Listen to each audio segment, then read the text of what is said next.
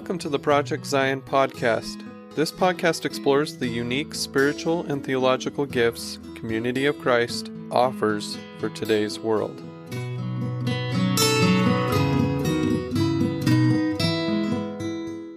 Hello, Project Zion listeners. This is Brittany Mangelson, and I'm going to be your host for today. We are doing one of my favorite types of interviews, and I feel like I say that every time I do an interview, but I'm being honest this time. This is truly one of my favorite types of interviews to do. They are our fair trade interviews, which feature the stories of converts to Community of Christ, people who have found themselves later in life joining this community.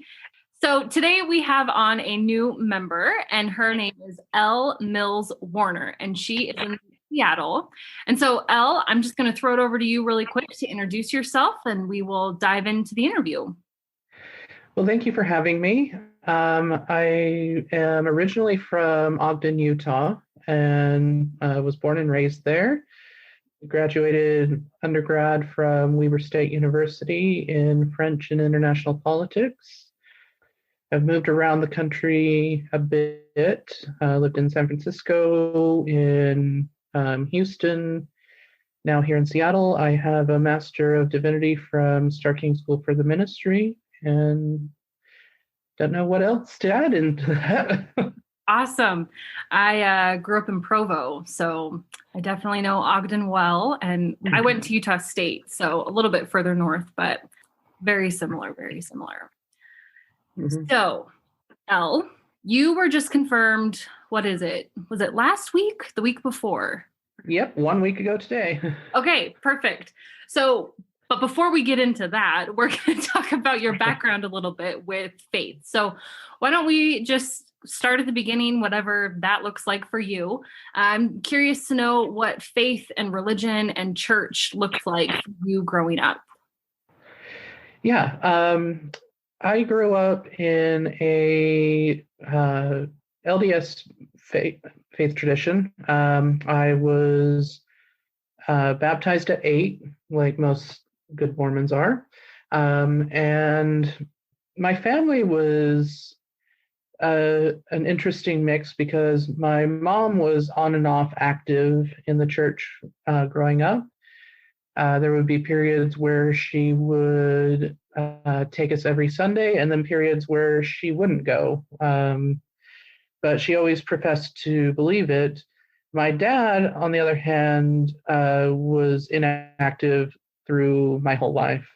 He never went to church, professed belief in it occasionally when the subject would come up, but never really talked about it very much. And my extended family on my mom's side was pretty active.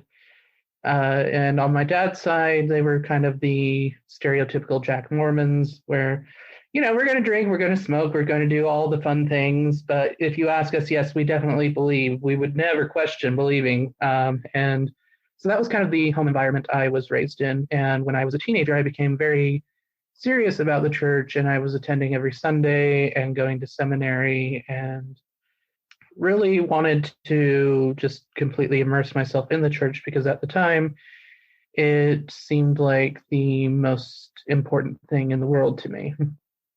Yeah, that's really interesting to have a background like that, and I guess not take, I don't want to say the easy way out, but like when you're socially pressured to go to church, like you had an quote unquote easy way out, to like not go, because if your dad wasn't active and your mom was on and off, like you really had to work for it or like grab onto your spirituality yourself. Like that's what it sounds like you're saying. Mm-hmm. Yeah, that it was a choice for yourself to join the community, to be part of the community. Yeah, it very much was. During the times where my mom was more active, I would, it would be a lot harder to not go because she was loading us in the car and telling us. But I actually really enjoyed going to church, and I always had this kind of very deep spiritual connection growing up. And the church meant everything in the world to me, and the community I had there. But there was also this sense that I didn't belong in the community. And as a child, I really couldn't figure that out. But also, I didn't feel like I belonged anywhere. So that was always something that was just this persistent nagging in the back of my mind as I was in the church. Do you think that because there was a varying level of church activity, did your peers treat you differently? Did ward leadership treat you differently? Did you feel like a quote unquote project? And anyone with a Mormon background will probably know what that word means. I never felt like one because I was active. And so the leadership didn't treat me differently. If anything, they praised me for being active when the rest of my family wasn't. And the kids never made fun of me for that. They had a whole arsenal of other things that they would pick on me for. So that wasn't a huge issue. But I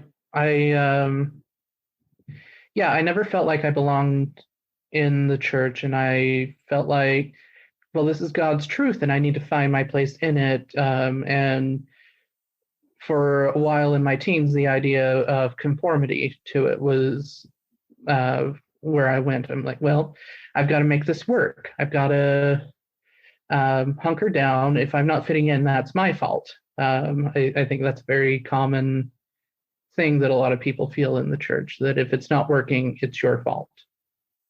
Yeah. And that pressure to conform is such a response to that, of that need, that desire to fit in. And so you think like, okay, if I just act like everyone else, if I look like everyone else, if I play the part, if I play my role, then everything will work out, which I'm shaking my head because it doesn't work.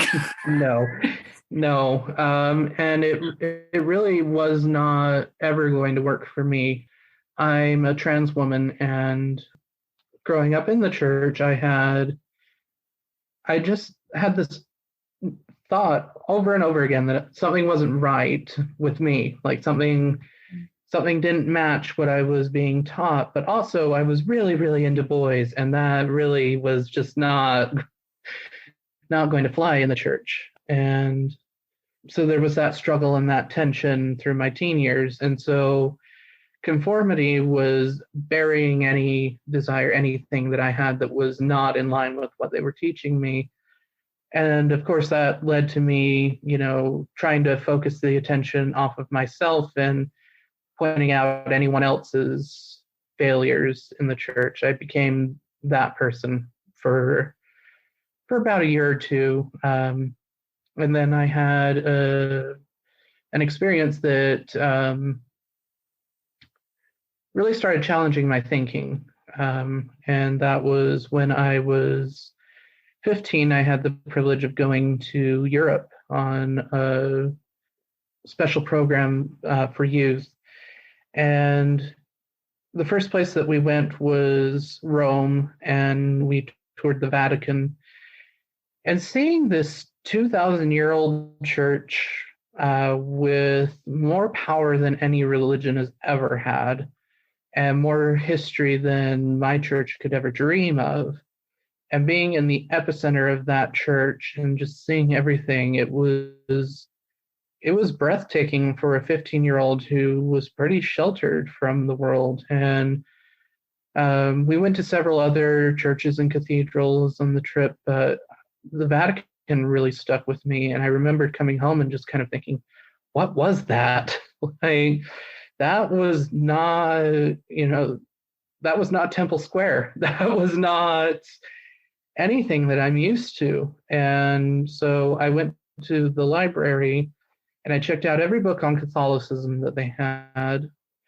And then I started reading about Christianity in general. And about that same time, 9/11 happened. And everyone was talking about Islam.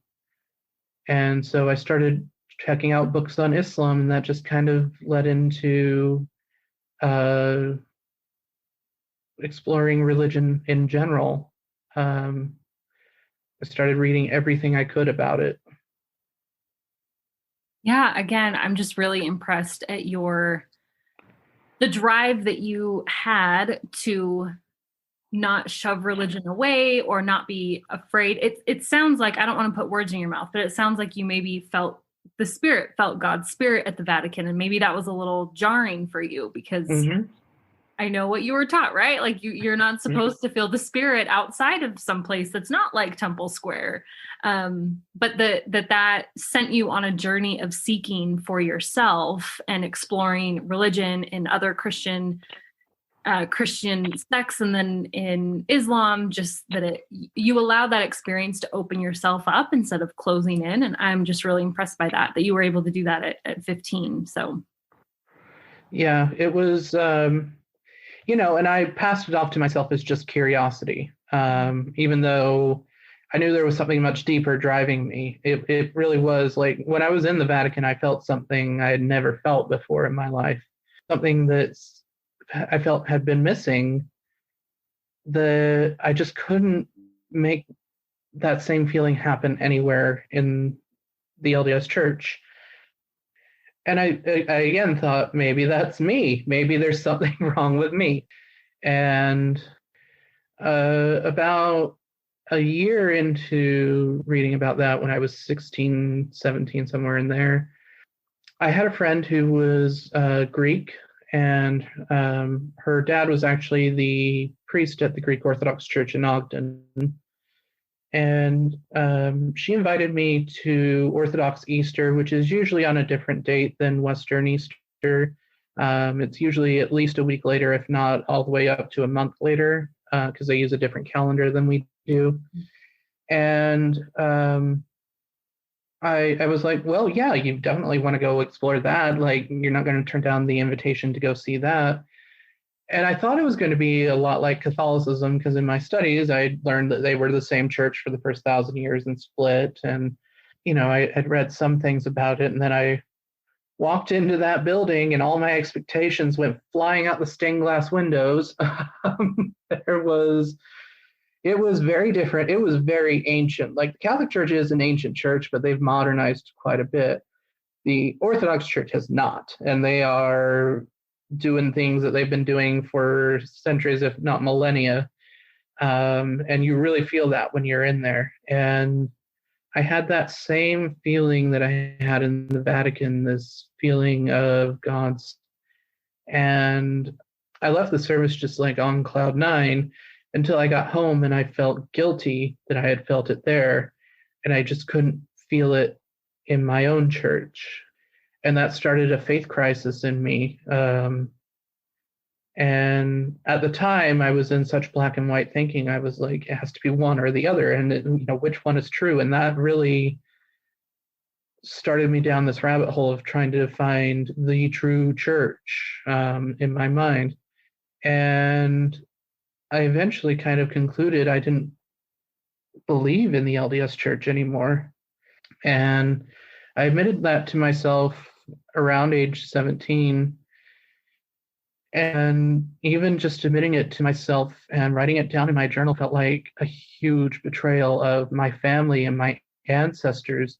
I had ancestors who came across the plains with Brigham Young. I had ancestors who had gotten on boats and sailed halfway across the world from Wales to be in Zion. And, these people who had given up everything, was I just going to turn my back on the gift that they had given me?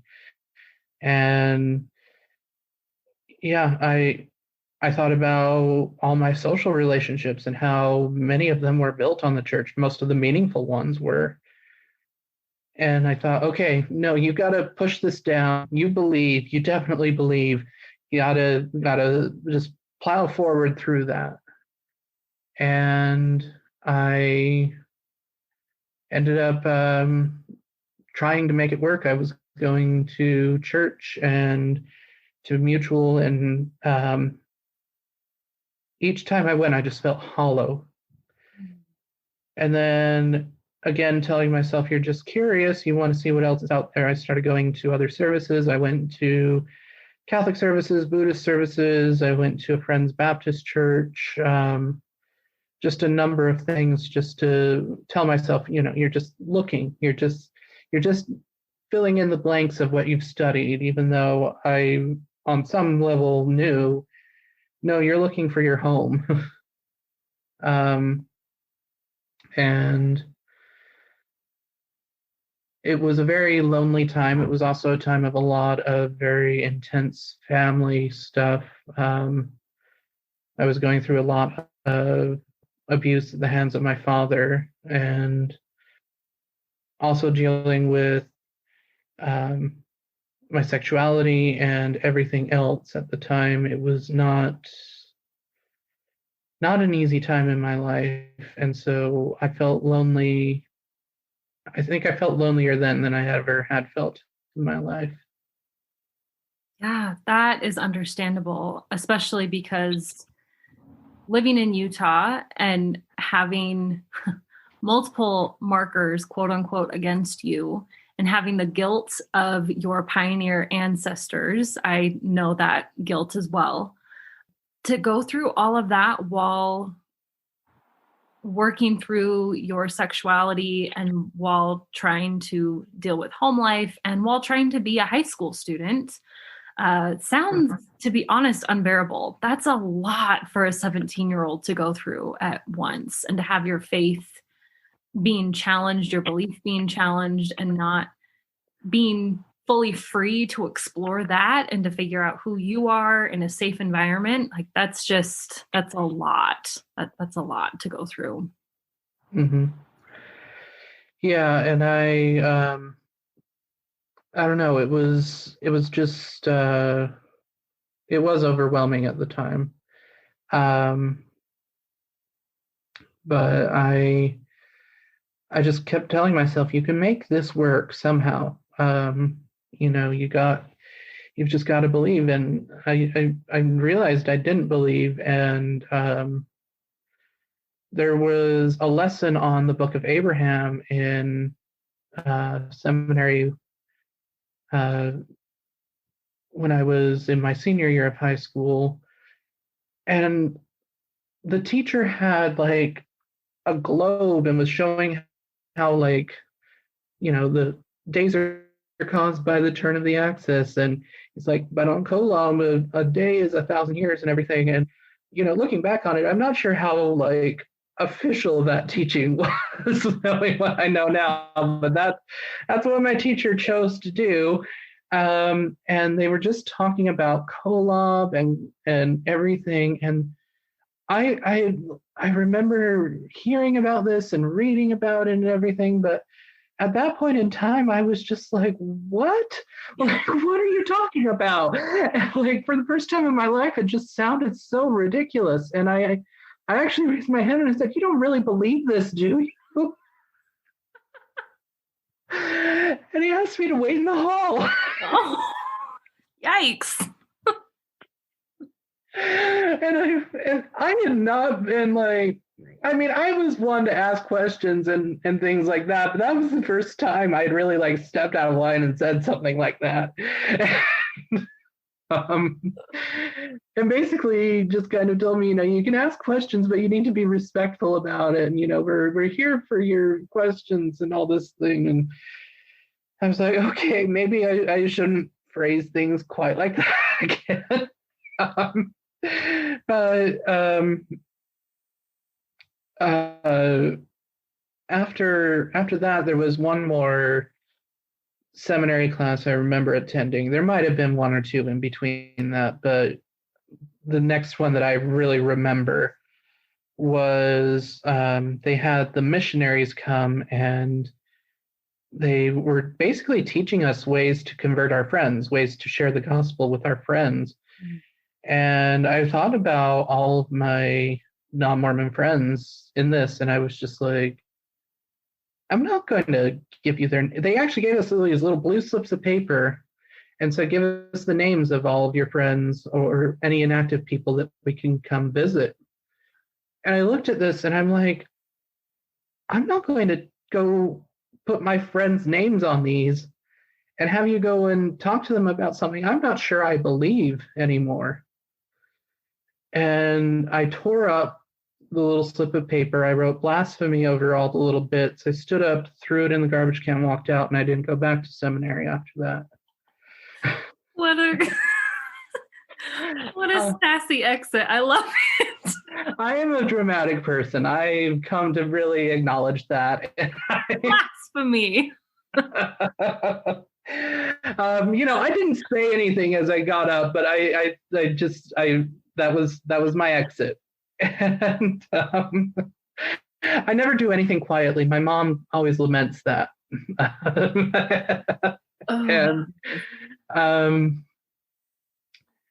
But I still didn't tell anyone. And then a couple of weeks later, we went to a midnight showing of some movie. My friends and I did that all the time back when that was more of a thing, before they started releasing movies the Thursday before. I drove one friend home, and she told me that she didn't believe anymore and that she was worried about that. And I was like, oh, thank God, there's another one. And we leaned on each other and kind of told everyone together. And that did not go over well. We strained friendships. I lost a lot of friends, and I watched my social network overnight just evaporate. And so I felt even more alone than I had before. But I also learned who my real friends were in that. And I think people always come to a point in their life where they have to learn that lesson. And unfortunately, this was the time in my life where I had to. Yeah, gosh, that's really intense. I honestly don't know how young folks, how people who are either in high school or college are able to leave the LDS church, because so much of your social structure is built around church. And so to step away from that is just really intense. But like you said, it sounds like you did learn who your best friends were, who your real friends were. And I'm glad that you did have that one friend that confided in you, and then it provided a place for you to confide in her, and find some common ground there. Yeah. Yeah. And the friendships that I did maintain are still my closest friendships today. And to the point where they actually feel like family to me in a way that even my own family doesn't. We've been through a lot together in these friends, and we've changed a lot through our lives and still maintain this closeness. I'm so glad that these people were there for me through that. Yeah, for sure. I'm really glad that you still have been able to maintain a relationship with them. And that, they're still part of your support group. That's really, really important. So I must say, I don't want to skip us ahead, but I'm very intrigued. I didn't realize you said you had an MDiv.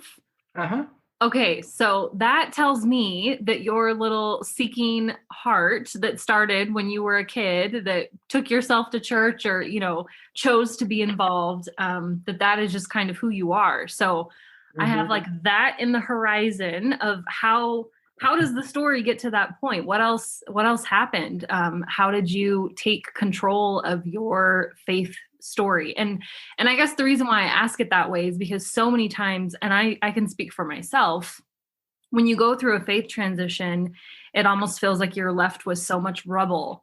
And how do you move forward to try to build something from, this relationship with God that you had or that you want to maintain, and what is true, what is not, what is culture, what is, how do you read scripture? I mean, this, there's so many different points of rebuilding. And so the fact that you have gotten an MDiv sends the strong message to me that you were able to do it. So just keep telling your story. Yeah.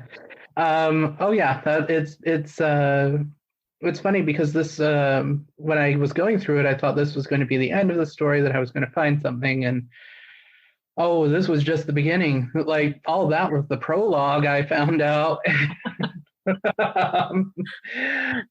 Yeah, when I first left, I thought, well, you felt things in the Greek church. It's an ancient church. You've been looking for the church Jesus founded, so it's got to be, your options are the Greek Orthodox Church, the LDS Church, the Roman Catholic Church. That was kind of the mindset I was in at the time.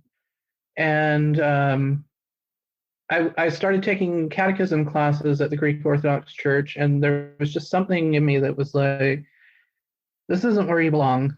And I loved the Greek church, but I just couldn't make that work.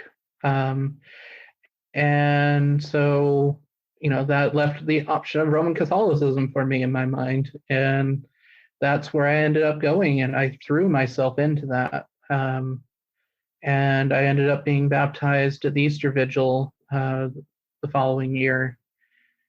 And the whole time I was in the Catholic Church, I felt this call to the priesthood, which I knew would take a while for me to be able to go into the priesthood. And so I started thinking, well, maybe you should do some things to prep yourself for that. Why don't you read this Bible thing everyone's always talking about that you've never actually read entirely on your own? Maybe you should read that, and that will help you. And so I did. One summer, I sat down and I read the whole Bible, every book. I didn't read it in order.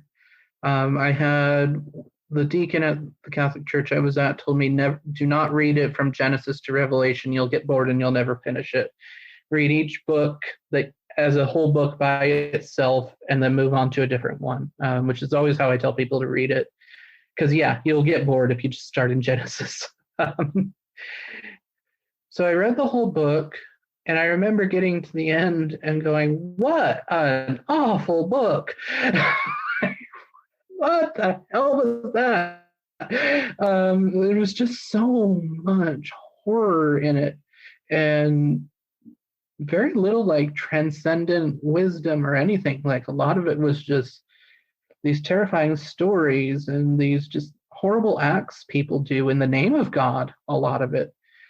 And I realized how much of the Bible in like seminary and in childhood and everything have been presented to me in a very whitewashed and easy to digest manner, and that none of the like really complex issues were in there. Like, yeah, Moses killed somebody and fled charges for most of his life, or God commands Joshua to commit genocide, and he gleefully does. And the entire book of Judges, that was a book. And like just the terrors of the book of Revelation and all these things, it was just so hard to digest and so hard to accept. And I kind of thought, I don't know if I'm a Christian anymore after reading the Bible, which was certainly not what I thought was going to happen by reading that book. And I started drifting into more of an earth-centered spirituality at that time. I had friends who were practicing Wicca, so I started kind of moving into that. And I decided to go to college at that point, and I started studying international politics. And that exposed me to the horrors that happen in this world every day and the really challenging things. There were one of the courses I had to take ended up being a genocide studies class. That is not how it was billed to us, but that is what it ended up being. And if you want to see the absolute worst of humanity, you should read the books that I had to read and watch the movies I had to watch in that class. I don't think you could get any worse of humanity than that. And I fell into this chasm of just despair about the world. And I really was like, if there's a God out there and this is the best that he can do, I'm not interested. And I really got mad at God and lost faith in God completely and moved into this very hostile atheism at the time. Was that a relief to you? Was it heartbreaking? I mean, how did it feel to feel so let down from God, by God? It was it honestly felt like a divorce, or like I had lost someone who had been there my whole life, like a death. Nietzsche said, God is dead and we had killed him. And I understand that lament. And I became very surly and antagonistic towards religion at the time. I had already gotten to a point, because Catholicism is very fine with science and very fine with evolution and things like that. So the normal arguments that people had against God, those weren't what concerned me. What concerned me was just the things that are allowed to happen every day. And that no one will come to most of these people's rescue, that most of them will die alone and scared. And that was what I had a problem with. So there was this sense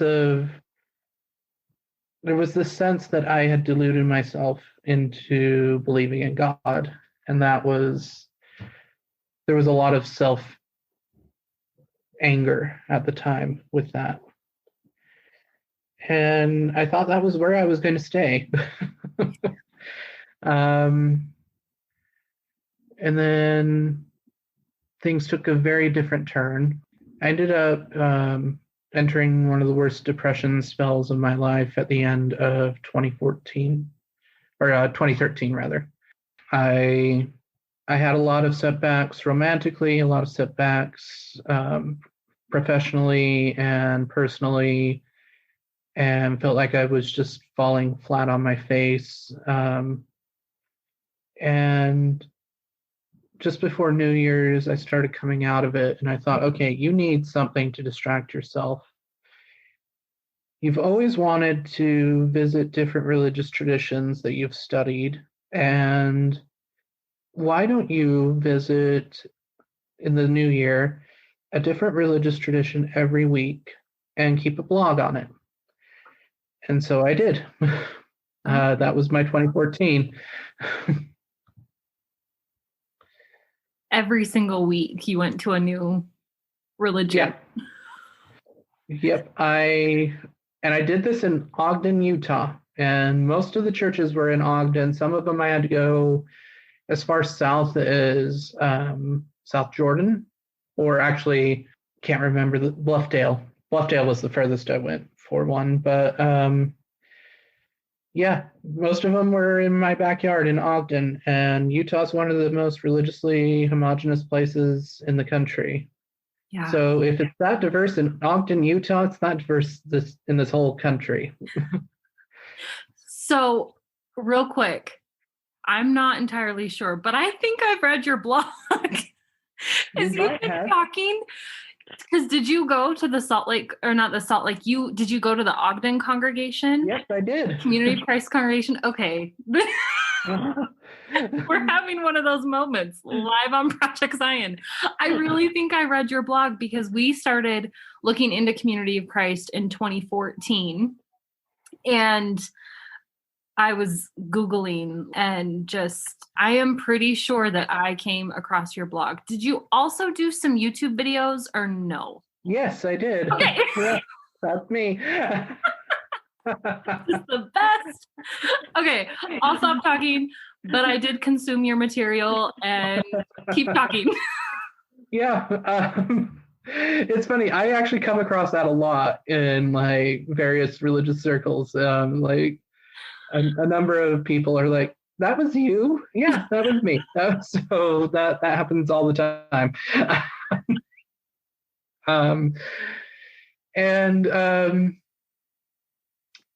I was still approaching things in a lot more of a skeptical way at that time, but I had softened quite a bit from my more surly days. And I was realizing that a lot of the assumptions that I made about people were wrong in these traditions. I kind of also learned that what official doctrine is in all of these things is not necessarily what people believe or how they live out their faith, which that was a big eye-opener. Because, in the faith tradition I grew up in, if you didn't believe and live it out the way that it was taught, you risked excommunication. So seeing that wasn't necessarily how people were, and that in some of the churches I went to that had some of the most, in my mind, oppressive dogmas and doctrines and fundamental things, that some of them ended up being some of the most kind, open-minded people that I encountered, and that was really counterintuitive. And then about halfway through, this call to ministry started coming back to me, and I was like, oh, no, put that down. That's yeah. No. Then I got done with the project, and there was nothing distracting me from that anymore. And I thought, okay, well, you could be an atheist and a Unitarian. Why don't you look into the Unitarian seminaries? And so I did, and I applied to Starking, which was my first choice, and I got in. And I uprooted my life and went to Berkeley. And seminary was very transformative for me. And the strange thing, I went to seminary and I found God. And I went down the entire path for ordination in the Unitarian Universalist Church. I did everything. I did the congregational internship. I did a unit of chaplaincy internship. I got my MDiv. I jumped through every hoop. I danced whenever they told me to dance. I did everything, and I got to the end where I was just about to submit all my paperwork to the credentialing body, and when I've been feeling for a long time in it that this was not where I was supposed to be, but I chalk that up to cold feet or not wanting to commit to something or whatnot. But I remember someone, it was my supervisor in CPE, which is a chaplaincy internship program. And I was mentioning these struggles I was having and that I wasn't sure if I could stay. And she said, and she's a minister in the United Church of Christ, and she told me that, it's not uncommon for people to have cold feet and everything when they get to this point. But I realized at the end of the day that these were my people, and for better or worse, God had called me to serve them. And it was that sentence that made me go, oh, that's what's wrong. These aren't my people. And I realized I had to leave at that point, and it took me a little bit of time to actually do that. But then I felt like I was in a dinghy in the middle of the ocean. Like, what do you do now? Where do you go? You built your entire professional and personal life into this, and now you're without a denomination, you're without a professional plan. Like, what do you do? And it reminded me of the time when I had left Mormonism and just kind of felt like I was alone in this sea of possibility, but no direction. So what did you do? I mean, clearly you did something. Mm-hmm. But as I'm hearing you talk, I'm like, oh my gosh, because you've been through so much at this point, right? You've already left one church. You've tried out at least 52 other churches. You've been invested. You've learned about other religions. You have just worked so hard to find a faith community and to find a pathway to God that works for you, and to get all the way through seminary and to get to that point and then realize, these are not my people. That has to be devastating. And that's a lot of blows to hit one person. So how did you move forward after that? The way that I moved forward was I felt like I needed to be lost for a bit, that I needed to figure things out. And I went down to, my friend was starting a ministry in El Paso working with migrants after the Trump administration had started doing their horrible, horrible things down there. And I went down there to help them get everything off the ground with that. And then I spent a summer down there doing that. And then I ended up back in Utah for a bit, before just kind of going, well, is anything here for me right now? And I reached out to some of my connections, and I ended up getting a job at a nonprofit here in Seattle, which is what I'm doing now. And I love it. It utilizes a lot of my chaplaincy skills, so it's been a great fit. And once I got here and settled a bit more, during seminary, there was this sort of feeling that I had from God kind of saying, all these religious traditions that you've had, they're all sort of languages that you use to understand me, that these are all man-made doctrines, and you know that. You've known that for a long time.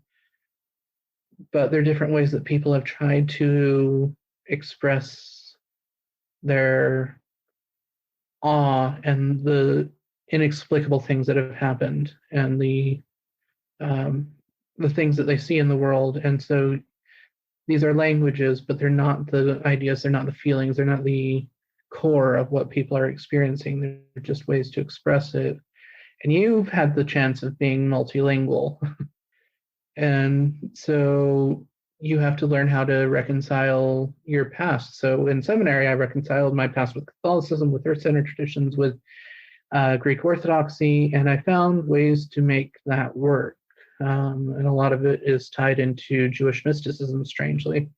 And I tell people I'm multi-religious, and that I'm not mixing and matching these to create my own thing. That when I'm in these religious traditions, when I'm at Mass, I'm fully participating as a Catholic, and I'm fully present there.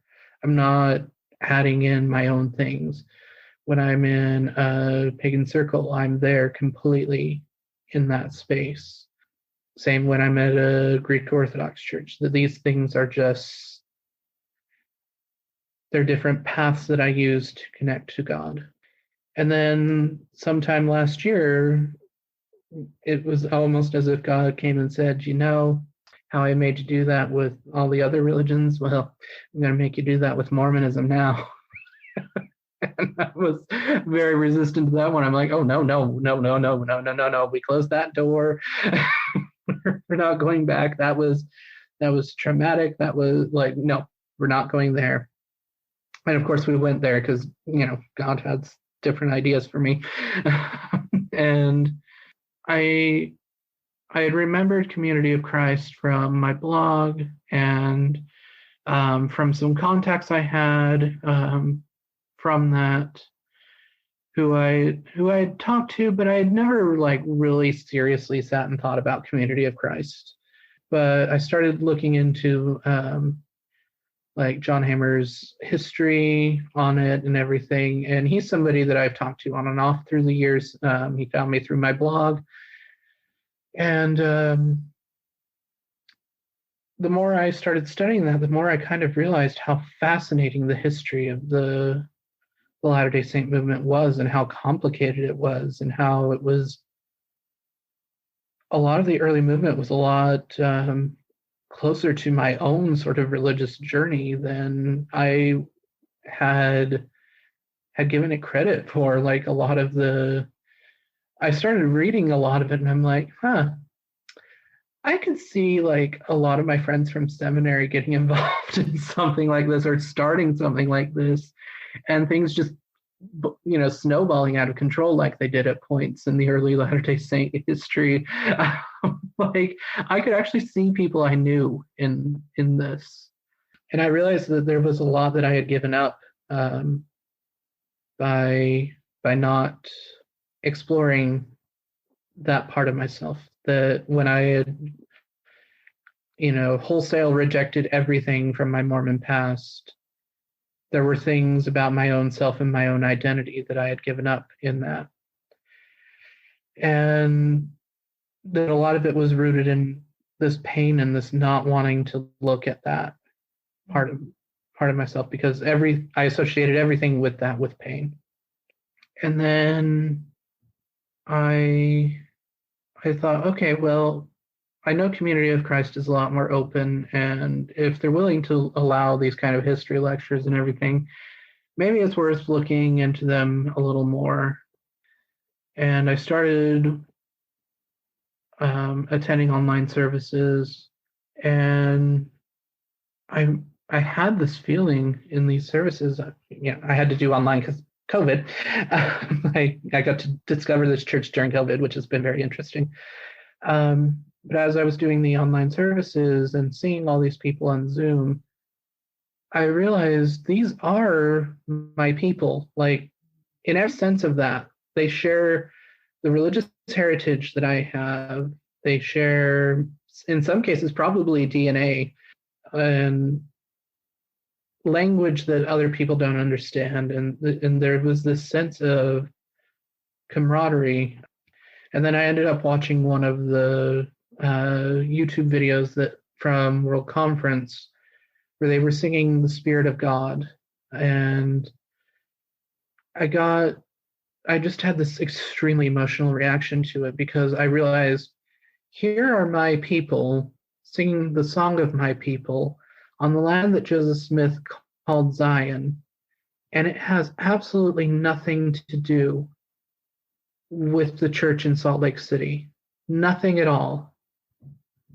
It was kind of like being rejected by your immediate family and having a lot of pain and baggage, but then discovering there was a really cool cousin out there who got you, who understood what you were going through and everything, and that you bonded. And I kept attending services, and the more I attended, the more this piece of me fell into place, that these were my people, and this is my home. This is where you belong.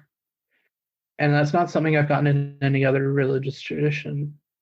And that I've been allowed to keep everything that I have already, that I wasn't expected to change or give up anything, that I got to bring it all.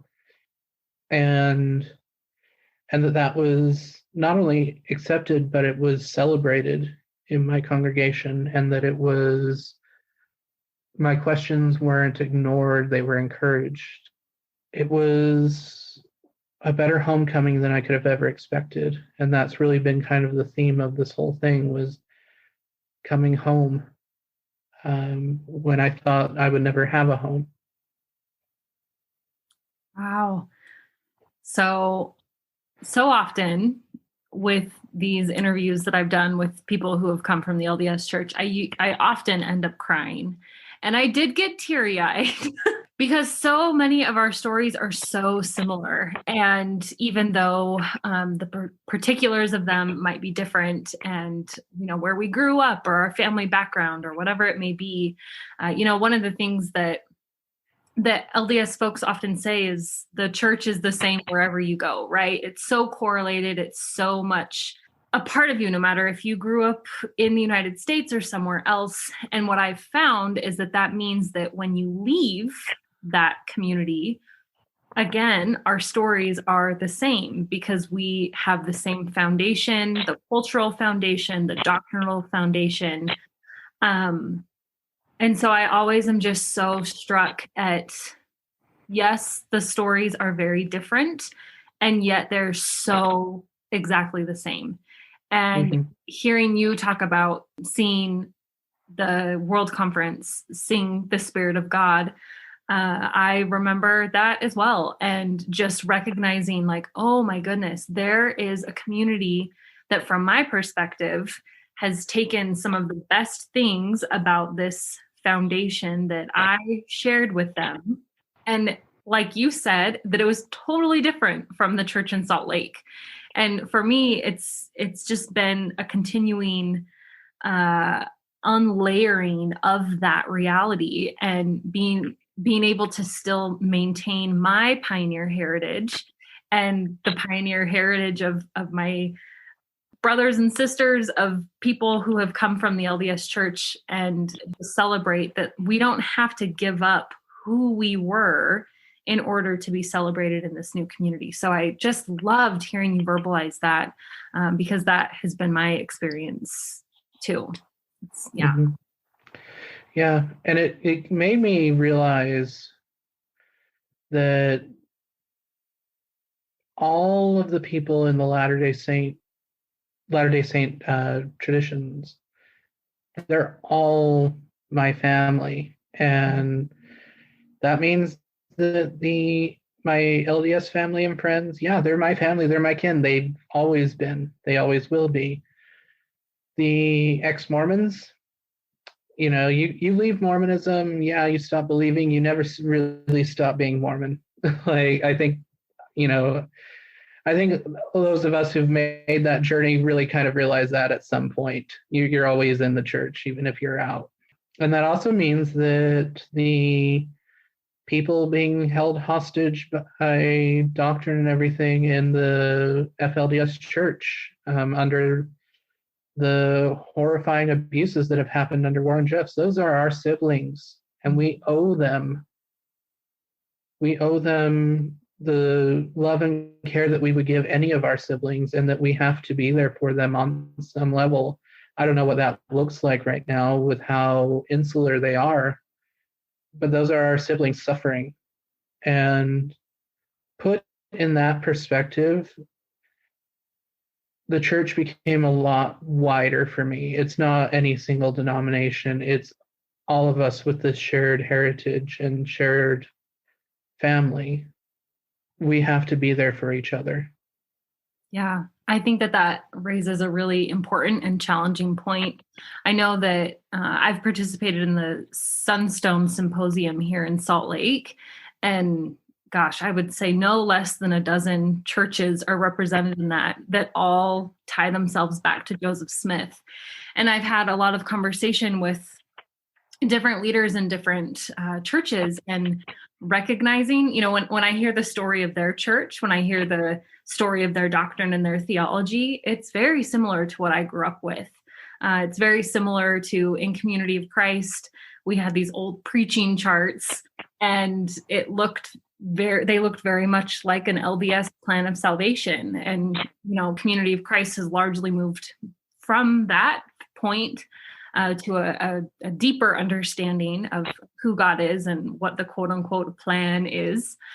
But at the same time, it's still part of our story, right? It's challenging. It's because I don't think, as much as we want to separate ourselves, whether we are ex-Mormon or whether we're lifelong Community of Christ or whoever, it's all part of the same story. And that's challenging. Mm-hmm. So with that, I'm wondering, I'd like to hear, because your thoughts earlier on Community of Christ almost made me cry. So I'm wondering if you can share a little bit more. What has kept you coming back? You said that you essentially found the church, started investigating the church during COVID. So that compromises how things look. But what has kept you coming back? What are the things that you are most interested in Community of Christ? What's gotten you excited? A lot of things have gotten me excited. I've facilitated some worship services, and some our congregation does Thursday night activities and things like that, and I've led some of those. And a lot of it I've been able to utilize some of my earth-centered traditions in that and everything. So the fact that not only can I have that, but it can actually, benefit the community in some way, has been wonderful. And also just like a lot of the relationships that I've built in the community with people who understand where I have been. And that's been huge, having that. There's also just been, the worship services are both very different from what I grew up with and strikingly familiar at times. Hearing the same prayers at communion that I grew up hearing, obviously with modern language, but the same prayers, and having the same sort of structure expressed very differently, but the same sort of structure as far as priesthood and other things. There's a sense of familiarity that I didn't realize I needed in my life. Having someone like Karen, who I haven't even really expressed this to her, but there was in one of our meetings, I asked her if she could just give me a blessing at the end of it, and she did. And having somebody who's a president of the 70 pray for me and have it be a woman and have it be this prayer that uses my own name, my real name, and uses the pronouns that I had always wanted to hear. I didn't realize I needed to hear that from somebody, and how deeply impacted I was from this very simple blessing that I'm sure she didn't think about at all. And, just said whatever came to her heart. And yet it meant everything in the world to me in my own healing and in my own journey to have that happen. Something that I didn't realize was even possible, and something I didn't realize I needed. And just a lot of the things that have come up in sermons that I feel like challenge me and move me into trying to be a better person in this world. There's a lot that keeps me coming back, in spite of COVID, in spite of Zoom fatigue, which has kept me from attending a few services lately, because some mornings I just wake up and, Zoom's so much of my day that I just wake up some Sunday mornings and go, no, I actually am not going to get on that thing. I definitely know how that goes. And in fact, I haven't been doing as many Project Zion interviews during COVID in part because I'm so zoomed out. So yeah, no judgment there. So it sounds like you, earlier when you said that you felt like you had found your people, it sounds like that is true, that you are able to be your full self, your whole self, the person who you've always been, and that person is now being affirmed and celebrated and welcomed in a way that just feels really normal and natural. And just, again, I get really close to crying a lot on these episodes, but just that you have come home. And I think that is the story that so many of us have shared. And I think we'll continue to share. So thank you. Thank you for sharing that. Yeah. So what are your hopes for Community of Christ? What do you hope to do in your congregation? I mean, again, this is COVID, so it's a little bit tricky. But what would you say to other people who are maybe looking into Community of Christ? How would you, I guess, like verbalize who Community of Christ is to them? As far as my hopes, I really look forward to the day when I can meet everybody in person at the church itself. Like, I've dreamed about that since I started coming to these online services. And I've met a few people, one-on-one. socially distanced with masks on and everything from the congregation, but it's, I want to actually be in a worship space with everybody. And hopefully sometime this year that gets to happen. I'm hoping to get more involved than I am right now, and to be challenged and to be able to do a lot of the deep spiritual work that you can only really get in community. And my hope is to see the church continue to grow and to ask difficult questions.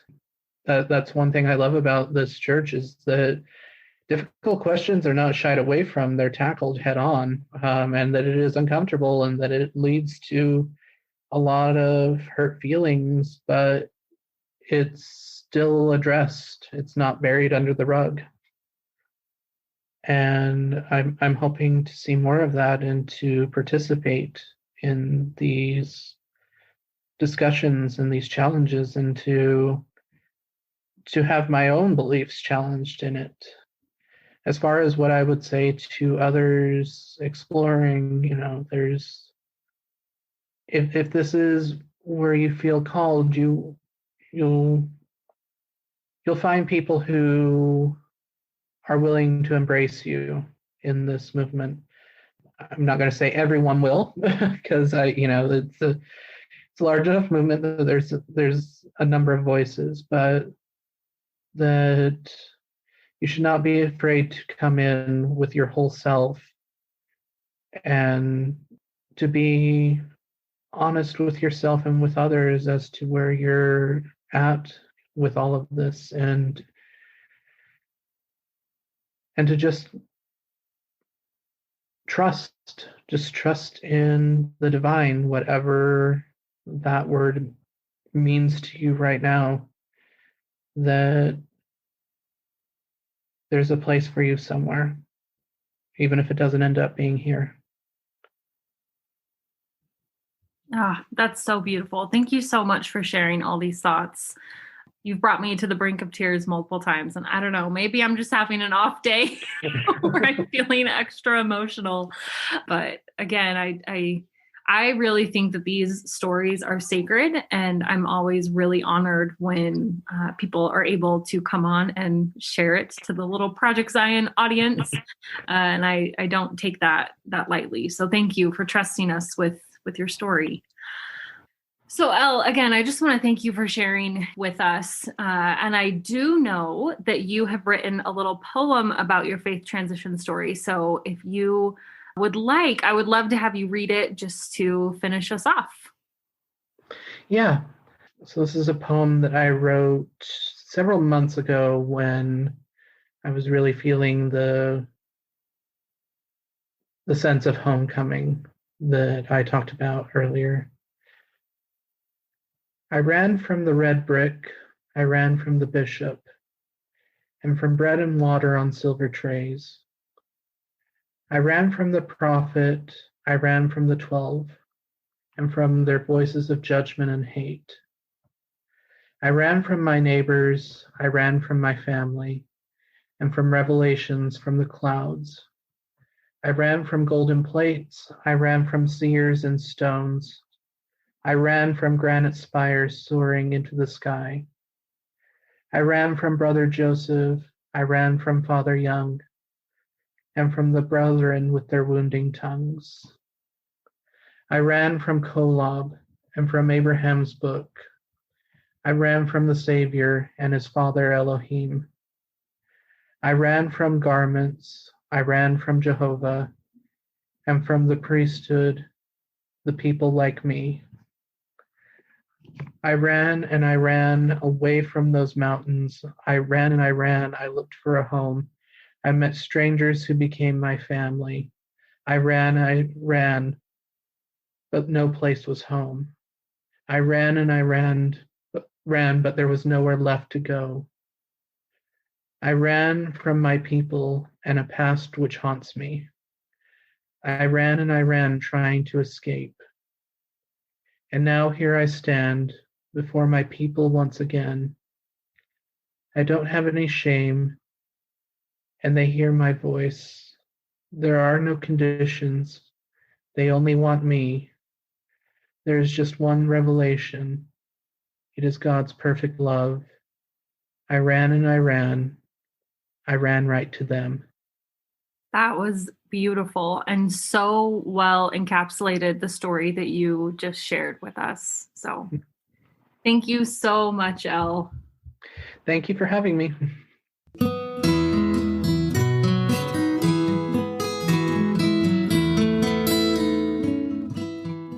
Thanks for listening to Project Zion Podcast. Subscribe to our podcast on Apple Podcast, Stitcher, or whatever podcast streaming service you use, and while you are there, give us a 5-star rating. Project Zion Podcast is sponsored by Latter-day Seeker Ministries of Community of Christ. The views and opinions expressed in this episode are of those speaking and do not necessarily reflect the official policy or position of Latter-day Seeker Ministries or Community of Christ. The music has been graciously provided by Dave Hines.